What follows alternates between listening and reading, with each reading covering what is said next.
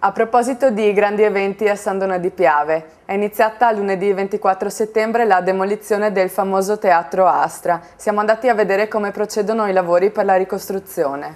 Siamo giunti al momento tanto atteso, la demolizione del Teatro Astra di San Donà di Piave. Sindaco, un bel traguardo ma soprattutto una partenza, no? Sì, una partenza, anche se in realtà c'è un lavoro di anni, perché per essere riusciti non tanto a fare il progetto quanto ad affrontare tutti i problemi che quest'area poi ha presentato, purtroppo sono passati ben 8 anni. Adesso ci auguriamo che entro il 2013 la città possa venire a teatro e non dovremo avere altre sorprese, nel senso che c'è la demolizione intera, di conseguenza poi si ricostruisce il teatro per San Donà.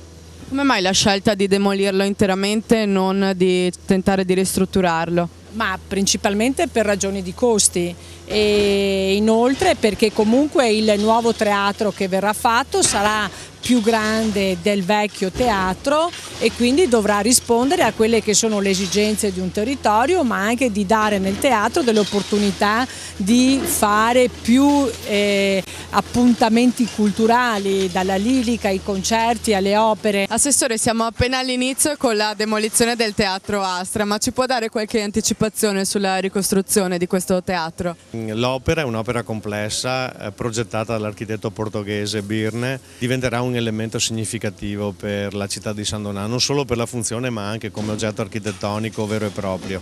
Cosa ci può dire invece in merito ad alcune lamentele da parte dei cittadini sui costi che dovrete sostenere per la ricostruzione del teatro? Queste sono opere importanti realizzate all'interno del centro cittadino, servono per dare vitalità alla città. Una città di 40.000 abitanti merita una struttura di questo genere e noi ci siamo concentrati su questo tipo di soluzione e riteniamo di aver fatto la scelta migliore, la scelta giusta.